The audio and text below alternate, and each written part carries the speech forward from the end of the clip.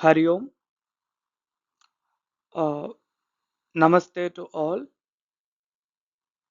We have uploaded the first four Dhyana slokams in our previous video.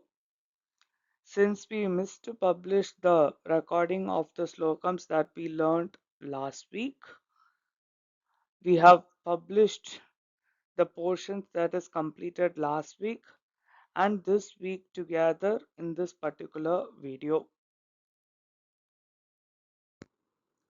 So the first four slokams will be available in the previous video. I request all of you to refer to the previous video for learning this. Now let's start from slokam number 5. Saraswati namastubhyam varade kamarupini vidyarambham karishyami सिद्धिर्भवतु मे सदा सरस्वती नमस्तुभ्यं वरदे कामरूपिणी विद्यारम्भं करिष्यामि सिद्धिर्भवतु मे सदा सरस्वती नमस्तुभ्यं सर्वदेवी नमो नमः शान्तरूपे शशिधरे सर्वयोगे नमो नमः सरस्वती नमस्तुभ्यं सर्वदेवी नमो नमः शान्तरूपे शशिधरे सर्वयोगे नमो नमः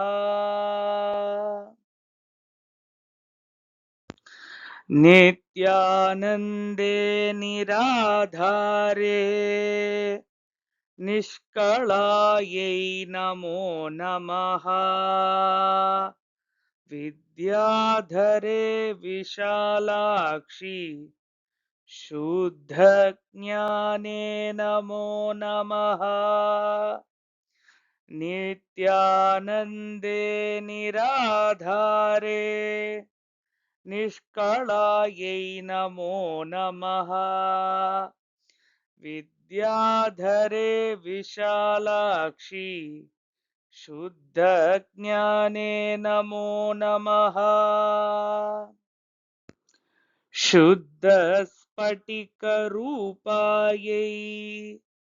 सूक्ष्मरूपे नमो नमः शब्दब्रह्मि चतुर्हस्ते सर्वसिद्ध्यै नमो नमः शुद्धस्फटिकरूपायै सूक्ष्मरूपे नमो नमः शब्दब्रह्मि चतुर्हस्ते सर्वसिद्ध्यै नमो नमः मुक्तालङ्कृतसर्वाङ्ग्यै मूलाधारे नमो नमः मूलमन्त्रस्वरूपायै मूलशक्त्यै नमो नमः मुक्तालङ्कृतसर्वाङ्ग्यै मूलाधारे नमो नमः मूलमन्त्रस्वरूपायै मूलशक्त्यै नमो नमः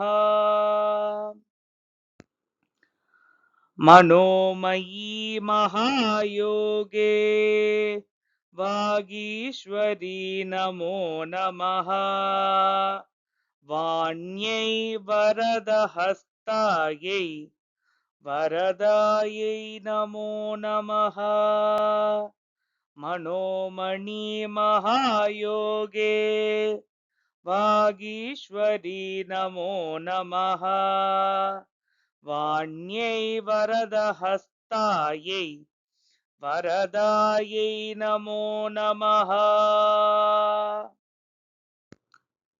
These are the portions that we learned yesterday. It starts from slokam number 11.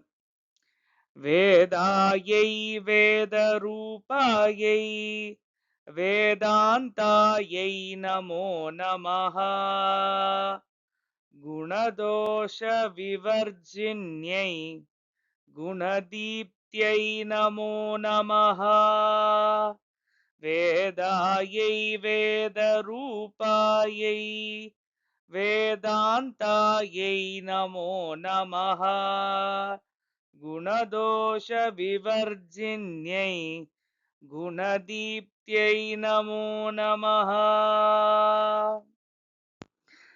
Sarvajnane Sadanande Sarvarupe Namo Namaha Sampannayai Kumaryai Cha Sarvajnayai Namo Namaha Sarvajnane Sadanande Sarvarupe Namo Namaha Sampannayai Kumaryai Cha Sarvajnayai Namo Namaha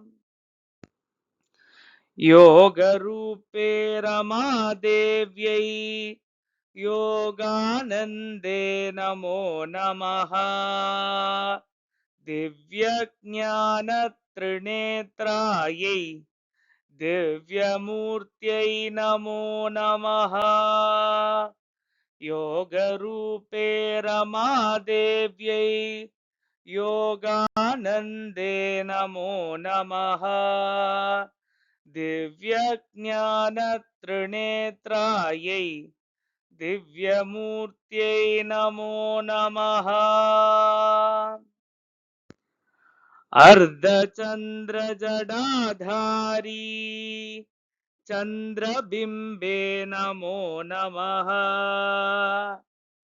Chandraditya Jadadhari Chandrabimbe Namo Namaha Ardhachandra Jadadhari Chandrabimbe Namo Namaha Chandraditya Jadadhari Chandrabimbe Namo Namaha Anurupe Maharupe Vishwarupe Namo Namaha Anurupe Maharupe Vishwarupe Namo Namaha Animadyashta Siddhayai Animadyashta Siddhayai.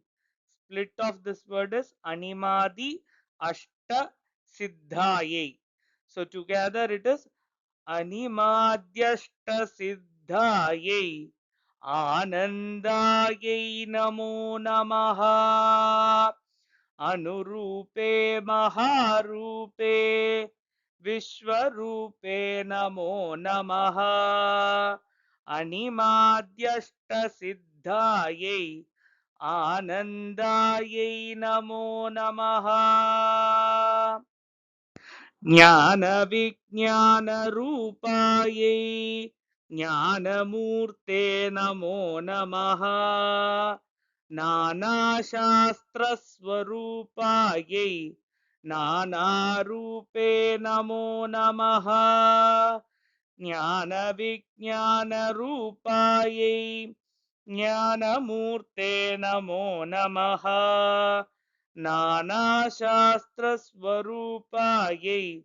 Nana Rupe Namo Namaha Padmate Padmavamshe Cha Padmarupe Namo Namaha Parameshtyai Paramurtyai Namaste Papanashini Padmade Padmavamshe Cha पद्मरूपे नमो नमः परमेष्ट्यै परामूर्त्यै नमस्ते पापनाशिनी महादेव्यै महाकाल्यै महालक्ष्म्यै नमो नमः ब्रह्मविष्णुशिवाख्यायै ब्रह्मनाद्यै नमो नमः महादेव्यै महाकाल्यै महालक्ष्म्यै नमो नमः ब्रह्मविष्णुशिवाख्यायै ब्रह्मन्नाद्यै नमो नमः कमलाकरपुष्पा च कामरूपे नमो नमः कपालीकर्मदीप्तायै कर्मदायै नमो नमः कमलाकरपुष्पा च कामरूपे नमो नमः कपालीकर्मदीप्तायै कर्मदायै नमो नमः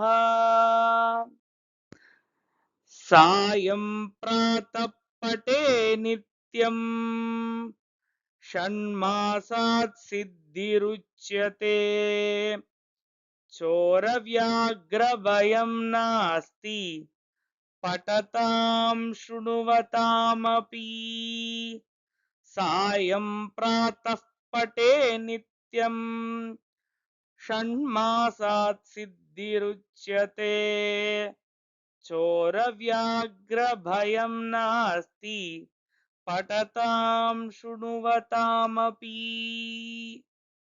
This was something which I explained in our class.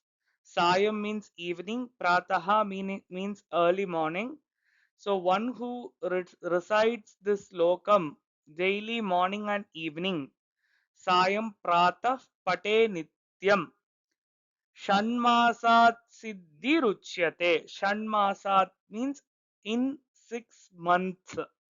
So one who recites this lokam morning and evening for a period of 6 months gets siddhi of this stotram and thereby gets blessings of goddesses Saraswati. Idham Saraswati Stotramagastyamunivaचकम् सर्वसिद्धिकरं नृणां सर्वपापप्रणाशनम् इत्थं सरस्वती स्तोत्रम् अगस्त्यमुनिवाचकम् सर्वसिद्धिकरं नृणां सर्वपापप्रणाशनम्. With this, we are completing Agastya Krita Sri Saraswati Stotram Shubham. Blessings to all my students. Hari Om.